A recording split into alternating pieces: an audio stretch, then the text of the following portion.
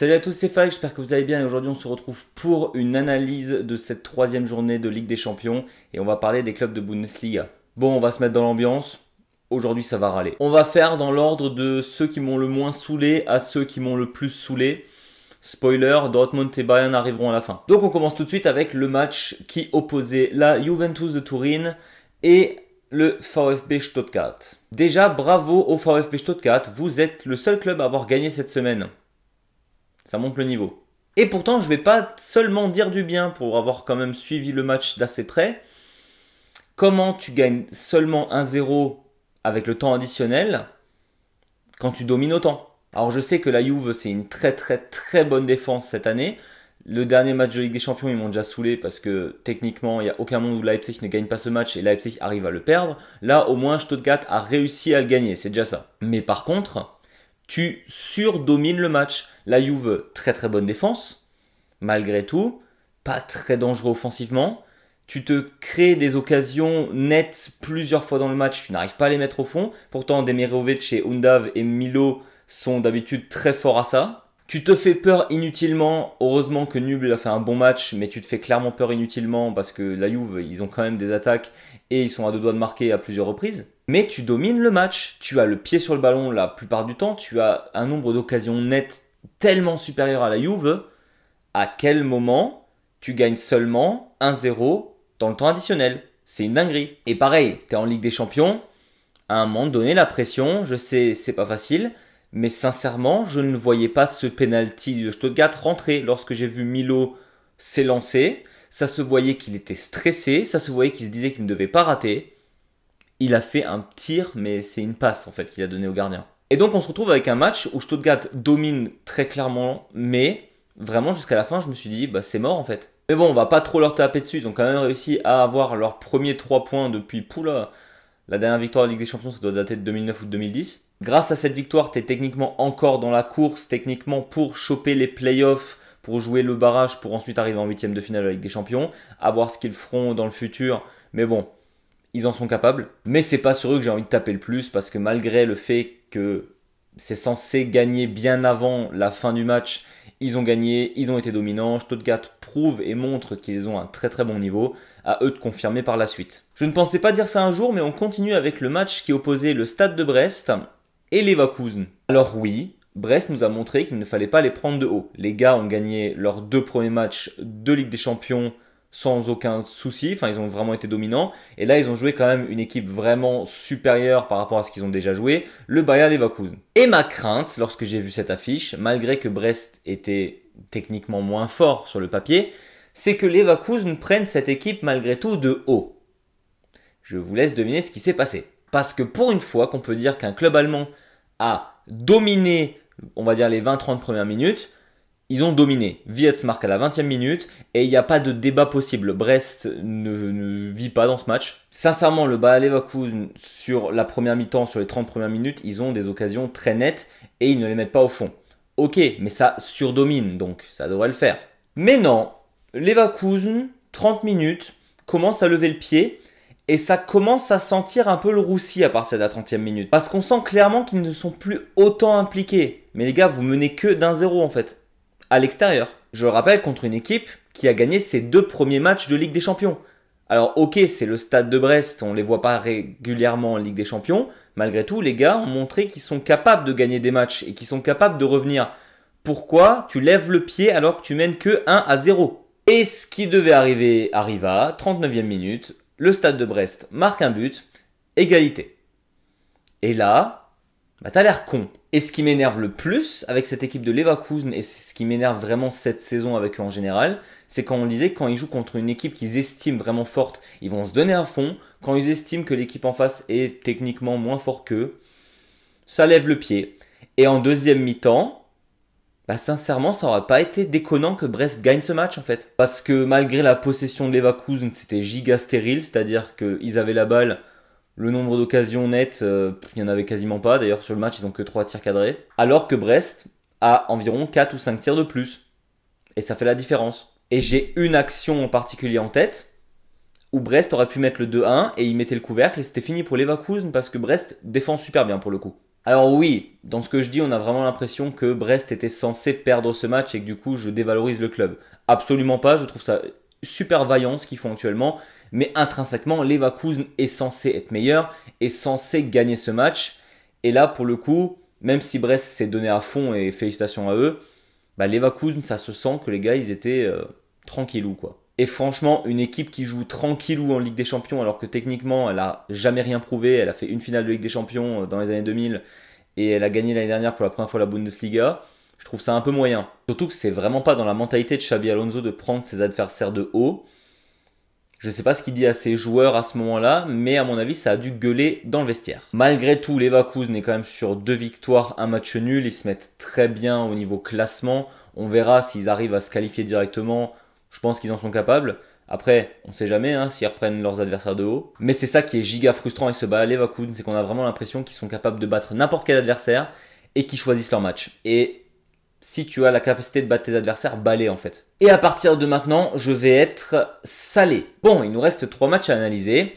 RB Leipzig, Liverpool, Real Madrid, Borussia Dortmund, FC Barcelone, FC Bayern München. D'ailleurs, oui, je le conçois. On n'oublie pas aussi que Stuttgart a joué la Juventus. À un moment donné, c'était des gros matchs cette semaine. On a joué que des grosses équipes. Par contre, on a joué des grosses équipes. Les clubs allemands sont censés aussi être des grosses équipes. Quand on voit l'affiche Dortmund-Real, Barcelone, Bayern, Leipzig-Liverpool, on va se dire waouh, c'est des affiches de fou parce que les matchs sont censés être équilibrés vu que les équipes se valent plus ou moins. On a vu ça. Bon, on commence tout de suite par le match où j'ai pas grand chose à dire parce que ça m'a juste saoulé. RB Leipzig, Liverpool, 0-1. Donc Liverpool gagne. Alors il n'y a que un but de Liverpool. Je sais pas si quelqu'un a vu Leipzig exister sur ce match. Alors oui, à un moment donné en deuxième mi-temps, il y avait une occasion. À un moment donné en première mi-temps, vous avez des occasions. Mais globalement, Liverpool était dominant et je trouve que Liverpool a vraiment joué avec un frein. Sauf que eux, comparé à Leverkusen, ils gagnent leur match. Alors, on va pas se le cacher, Leipzig a quand même joué l'Atlético Madrid, la Juve et Liverpool. Que des grosses équipes. Sauf que l'Atlético, tu perds en toute fin de match. La Juve, c'est un match que tu dois gagner, que tu arrives quand même à perdre. Et Liverpool te fouette. Il n'y a pas un gros score, mais dans la sensation, tu te fais dominer grave. Donc Leipzig, 0 points malgré qu'ils aient les capacités larges d'aller en moins en playoff. Je crois que s'ils perdent encore ne serait-ce qu'un point, c'est fini pour eux. Enfin bref, ça va être très très compliqué. Les qualifications directes, c'est mort. On verra ce que ça donne, mais Leipzig sur ce match, vraiment pas bon. J'ai pas aimé. Mais au moins, eux, on peut dire que l'effectif de Liverpool est foncièrement meilleur. Que Liverpool, depuis le début de saison d'ailleurs, est absolument incroyable, même en première ligue. On va espérer pour Leipzig qui se rattrape pour au moins donner quelques points UEFA à l'Allemagne. Mais j'y crois plus trop. Surtout quand tu montres aussi peu de volonté. Voilà quoi, t'es à la maison, t'as un gros adversaire en face de toi. T'essayes pas plus que ça, j'ai trouvé ça assez triste. Et on va arriver à nos 2 plus grands clubs allemands, techniquement, historiquement, en Ligue des Champions, ce que vous voulez. Et on va commencer tout de suite avec le Borussia Dortmund. Alors que j'avoue que j'ai du mal à déterminer qui m'a le plus saoulé entre Dortmund et le Bayern. Vraiment, ça s'équivaut de fou. Mais bon, on va commencer malgré tout par ce cher BVB qui joue au Bernabeu face au grand Real Madrid. Le rematch de la finale de l'année dernière, on rappelle. Et bordel, Dortmund mène 2-0 à la mi-temps à Madrid. Pardon, globalement, ça mène 2-0. Je les trouve pas hyper dominants et en même temps tu joues le Real en face, ça me choque pas trop. Malgré tout, il y a un jeu qui se crée, ça joue haut, ça défend haut, ça se jette sur tous les ballons et ça marque 2 buts. Gittens, incroyable lors de cette première mi-temps. D'ailleurs, l'équipe en global a été excellente. Et donc le Borussia Dortmund va à la mi-temps, rentre dans le vestiaire avec une confiance, mais une confiance comme jamais t'as eu. Et le Real Madrid, on voit les têtes de Vinicius, Mbappé et compagnie là. Enfin compagnie, pas l'entraîneur du Bayern, celui-là, la tête on verra après, bref. Bah c'était vraiment pas ouf. J'ai rarement vu Ancelotti mâcher son chewing-gum aussi rapidement. Le Real est dans un gouffre monstre pendant ce match. Surtout qu'on rappelle que le match d'avant, ça perd contre Lille. Donc le Real Madrid, le grand Real Madrid qui perd déjà contre Lille 2 semaines avant, qui commence à perdre 2-0 contre le Borussia Dortmund, tu te dis waouh, le Real cette année c'est pas ouf. vient la deuxième mi-temps. Et avant d'insulter les joueurs du Borussia Dortmund, on va commencer à s'occuper de Nuri Sahin qui est en train de nous montrer des pépites au coaching. Déjà en Bundesliga, parfois les changements, on les comprend pas trop. Alors, je trouve que globalement, Sahin, sur ce qu'il met en place dans le 11 de départ, c'est plutôt cohérent. Ça, on peut pas lui enlever. Par contre, déjà de base, ces changements parfois en deuxième mi-temps, en Bundesliga, c'est débattable. Il a tendance à enlever souvent son meilleur joueur pour le reposer quand le Borussia Dortmund mène. Sauf que du coup, tu casses un peu une dynamique. Mais alors là, c'est même plus une dynamique que tu as cassée. C'est ton club en entier. Pour ceux qui n'auraient pas suivi, le Borussia Dortmund donc jouait très haut, jouait très offensif, allait sur tous les ballons comme je l'ai déjà dit. En deuxième mi-temps, ça mène de 0, donc Nuri Sahin se dit on va jouer défensif. Quelque chose que le Borussia Dortmund ne sait pas faire parce qu'ils ont surtout les joueurs pour jouer offensivement. Et donc tu enlèves Gittens de ta rotation, de ton équipe, de ton 11, pour mettre Anton, un défenseur central. Je répète, tu enlèves sûrement le meilleur joueur de ton équipe de la première mi-temps à la mi-temps, tu l'enlèves et tu mets un défenseur central. Déjà là, ça sentait pas bon. Mais en plus de mettre un défenseur central en plus, histoire de défendre pendant cette deuxième mi-temps, défendre le score, tu décides de changer totalement ton plan de jeu. C'est-à-dire qu'au lieu d'attaquer tous les ballons, maintenant tu vas défendre bloc bas. C'est-à-dire, tu vas faire l'Atlético Madrid, tu vas mettre 11 joueurs dans le but. En gros, tu vas jouer comme Union Berlin alors que tu as l'effectif du Borussia Dortmund. Vous voyez le problème? Déjà, premier problème, Dortmund ne sait pas faire ça. Dortmund ne le fait pas, n'a pas l'habitude de le faire, et donc ne sait pas le faire. Deuxième chose, tu ne sais pas le faire face au Real Madrid. C'est pas les glandus du coin, sans vouloir être méchant, c'est pas comme si tu jouais comme ça contre Bochum. Il y a plus de force offensive avec Vinicius et Mbappé qu'à Bochum. Troisième problème, tu enlèves ton meilleur joueur de ta rotation. D'ailleurs, pour les changements en cours de match, la même catastrophe, mais tu enlèves donc celui qui un peu t'a dynamisé l'attaque. Donc tu perds tout repère. Offensivement, le Borussia Dortmund, je ne sais même pas si on les a vus attaquer une seule fois pendant la deuxième mi-temps. Mais comme dit, tu défends bloc bas face à Vinicius, à Mbappé, à Bellingham, face à Rudiger aussi qui a décidé d'être attaquant en ce moment-là parce qu'il a bien vu que de toute façon Dortmund il comptait pas attaquer. Et vu que Adeyemi est blessé, il n'y a personne pour les contre-attaques vu que Gittens a été foutu sur le banc. Et donc après 10 minutes, assez tôt en première mi-temps, tu as le Real Madrid qui marque son premier but. Très belle passe d'Mbappé, très belle tête de Rudiger, rien à faire. Kobel qui était globalement bon en première mi-temps, là il pouvait vraiment rien faire le pauvre. La défense, on aurait dit des maternelles, je veux dire t'as Rudiger dans tes 11 mètres, tu décides pas de mettre quelqu'un dessus alors qu'on connaît sa force à la tête, enfin bref. Et sincèrement, après ce but, ça se voyait que c'était fini. Parce que la dynamique était morte, Sahin a vraiment tué son équipe, les têtes des joueurs de Dortmund au plus bas, et là tu te dis, ça va aller très vite le deuxième but. Et d'ailleurs, ça n'a pas loupé. C'est allé très très vite le deuxième but. Oui, parce qu'on rappelle que Dortmund menait 2-0 à la mi-temps. Il y a 2-2 après la 52e ou la 53e. Bref, ils ont dû marquer 2 buts en 2 minutes, 3 minutes max. Et puis c'est fini. Dortmund relâche totalement. Sahin tente encore des changements. Laisse tomber, c'est fini parce que tes joueurs sont totalement déprimés. Ils vont plus dans la bataille. Là où j'arrêtais pas de dire waouh, ça joue comme des champions contre le Celtic Glasgow. Ça a joué comme des losers contre le Real Madrid. Parce qu'il n'y a rien d'autre à dire. Là, on a beaucoup parlé de Sahin. Cette mentalité, un club allemand, on parle d'un club allemand où on n'arrête pas de dire ouais, les Allemands, leur force mentalement, c'est de se donner à fond. Des losers sur le terrain.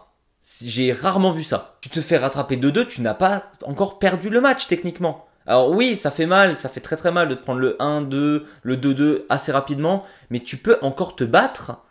Tu prends 5 buts en deuxième mi-temps, 5. Il n'y a pas photo, le Real se balade, mais il s'amuse. Vinicius te chie dessus, désolé de le dire comme ça, Vinicius il a été exceptionnel lors de ce match, il leur fait tout. Et la défense, une catastrophe, et ça se donne plus, et les têtes sont basses, et on est à la 65e minute, et tu dis mais qu'est-ce que vous faites les gars? Et ça se fait fouetter. Et c'est totalement mérité. Non, sincèrement, le Borussia Dortmund, là, c'était en dessous de tout. Et moi, qui aime toujours dire qu'il faut laisser du temps à un entraîneur, histoire de se mettre en place, etc. Sahin, il nous a déjà montré qu'il est capable du meilleur, mais surtout du pire.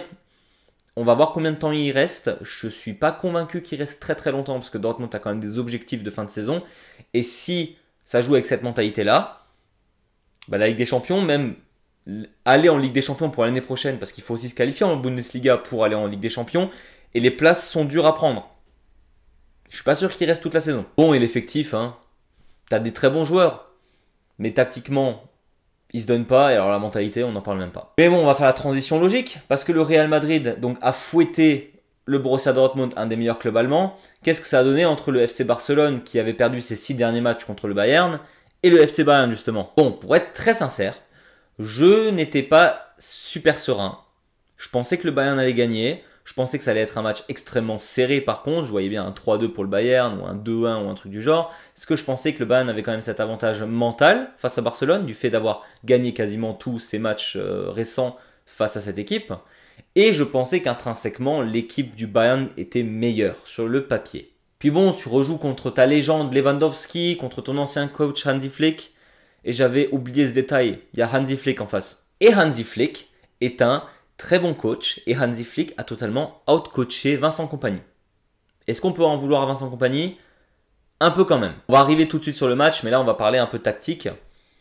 Pourquoi Kompany joue de la même manière contre le FC Barcelone que contre le Holstein Kiel? Expliquez-moi. Alors oui, c'est un très jeune coach, il va falloir qu'il l'apprenne. D'ailleurs, je pense que cette défaite-là va lui apprendre beaucoup de choses. Mais tu ne peux pas jouer de la même manière tout le temps contre tous tes adversaires. Surtout qu'en face, tu as un des meilleurs analystes du foot actuellement qui est Hansi Flick, qui sait très bien qui connaît déjà très bien ton club et qui connaît tes faiblesses et donc qui va les exploiter à fond. Donc, ne te permets pas de jouer aussi haut contre le FC Barcelone. Non, c'est pas une très bonne idée. Surtout que Hansi Flick a donc ciblé tes faiblesses. Et tes faiblesses, c'est quoi? Upamecano, Minge. Et Neuer. Désolé, Neuer a été nul à chier. Et sincèrement, depuis le début de saison, je trouve qu'Upamecano et Minge sont très bons. Tout le monde les critique énormément. D'ailleurs, ça voulait que Delirte reste, et je le voulais aussi. Faut constater que même à Man U, il est même plus titulaire. Je sais pas ce qui se passe avec lui, mais bref. Actuellement, donc tu as Minge et Upamecano en défenseurs centraux titulaires. Ça se passait plutôt très bien pour l'instant. Là, ils ont montré des très très grosses limites. On va arriver sur les autres aussi, vous inquiétez pas. Mais déjà, Hansi Flick, sa tactique marche très bien. Début de match, première minute, tu te prends un but parce que tu as été naïf. Je pense que le mot c'est ça, tu as été naïf. Tu as commencé ton match tranquillou alors que Barcelone, ils sont là avec le couteau entre les dents. On rappelle, tu les as battus 6 fois avant. Tu es sur un score de 19-2 au niveau des buts. Tu penses vraiment que le FC Barcelone va arriver en mode « Oh là là, non, ça va être difficile ». Oui, ils se sont dit ça, mais ils sont venus avec le couteau entre les dents. Pas en mode youpi, tralala, tout va bien. Non. Le foot en Ligue des Champions, c'est pas Friede, Freude, Eierkuchen. Non, tu fais pas ça en fait. Kimmich à la ramasse. L'équipe offensivement à la ramasse. Défensivement, c'était une catastrophe. Davis, il a joué Davis. Neuer, les relances. Je sais pas ce qui se passe avec lui, mais il n'y arrive plus. Voilà, Neuer, c'était son point fort de base, le jeu au pied. Il a perdu son jeu au pied, alors je suppose que là, je joue aussi. Malgré tout, il se prend en 4 buts. C'est pas uniquement de sa faute, mais le Neuer qu'on connaît, il y en a certains qui peut avoir. Et donc là, on va être concret sur Upamecano et Minge. Le nombre de fois sur ce match où tu te jettes sur Rafinha, tu te jettes sur lui à 2 et que le gars arrive quand même à enrouler sa frappe. Comment c'est possible? Très mal défendu, il n'y a rien à dire. Upamecano, des fois, il se dit il va couvrir Lewandowski alors que pour le coup, il n'y a pas de danger sur lui. Minge, il se fait totalement balader par Rafinha. C'était une purge défensivement. Et donc, offensivement, le Bayern se prend le 1-0 rapidement, mais réagit plutôt rapidement. Il y avait, bref, hors-jeu sur le premier but de Kane. Le deuxième but de Kane, rien à dire. Super passe de Gnabry. Et globalement, avant ce premier but de Kane, le Bayern, je les trouve ultra dominant sur le ballon. Vraiment offensivement, c'est fort. Gnabry, Olise font vraiment des trous dans la défense et Kane est vraiment présent. Et tu marques ce but, tu égalises et tu perds cette dynamique.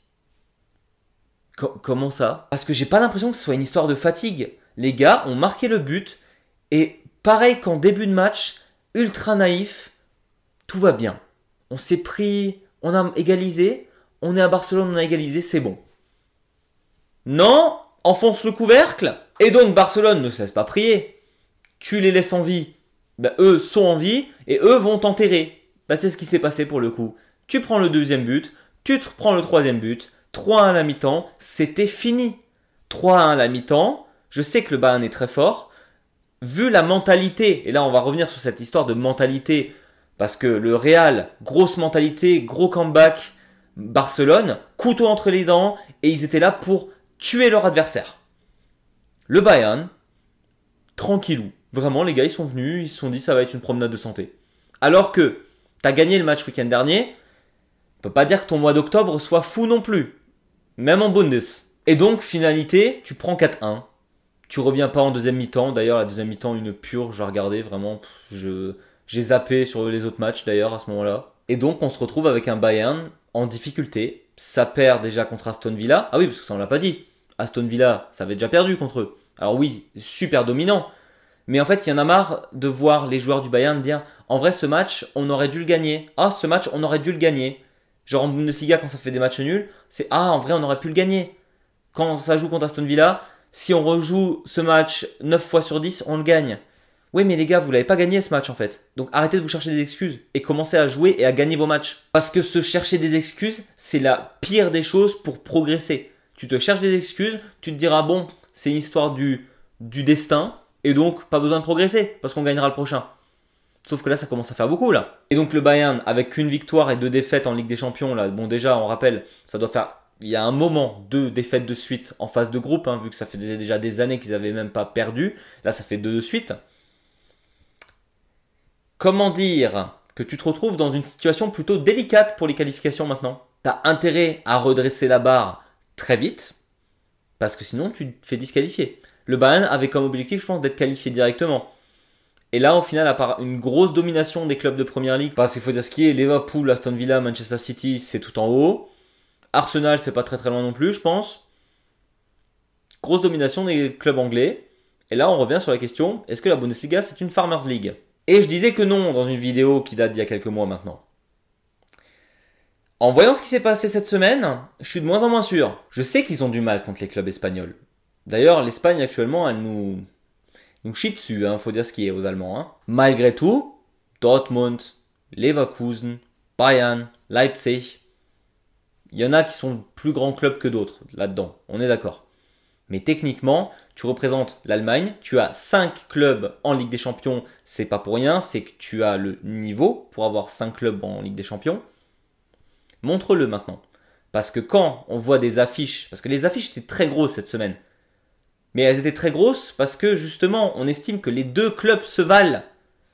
Là, il n'y a pas un club, mis à part Stuttgart, qui a eu du mal mais qui l'a fait, qui a gagné sa grosse confrontation. Dortmund, ça repère contre le Real Madrid. Bayern, ça se fait fouetter contre Barcelone alors que pas grand monde avait misé là-dessus, je pense. Qu'est-ce qu'on fait maintenant?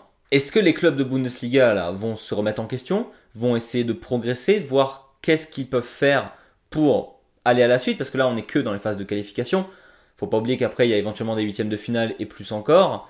Sauf qu'avec cette mentalité et ce jeu-là, je ne vois aucun club, même pas le Bayer Leverkusen, franchir quelque chose d'autre qu'au-delà des huitièmes. Peut-être que Leverkusen va se qualifier directement, mais avec ce qu'il montre là, ça ira pas plus loin. Bayern et Dortmund, il faut déjà qu'ils se qualifient. On verra ce que ça donne. Leipzig, c'est quasiment déjà mort. Stuttgart, on verra aussi, mais c'est mal barré.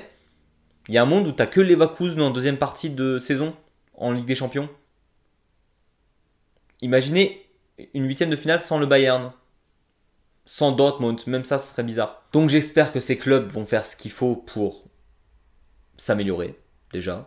Mais il va falloir taffer, parce que pour l'instant, il n'y a aucune équipe là dans l'horizon allemande qui gagnera la Ligue des Champions cette année. Voilà, c'était tout pour moi. J'espère que cette vidéo vous a plu. C'était une analyse plutôt terre à terre, on va dire. J'ai laissé couler un peu avant de la tourner parce que j'étais beaucoup trop énervé par rapport à ce qui s'est passé cette semaine. N'hésitez pas à me suivre sur les réseaux, surtout Instagram. C'est vrai que quand il y a des matchs, etc., du coup, j'en profite pour faire un maximum de stories, donner un peu mon avis, etc. sur les matchs. On se retrouve là très très vite aussi. Je vais tourner une deuxième vidéo sur un bilan sur l'Europa League et la Conference League pour Heidenheim, Hoffenheim et Frankfurt. Et donc, on se retrouve très très vite pour une nouvelle vidéo. Et d'ici là, je vous dis Servus.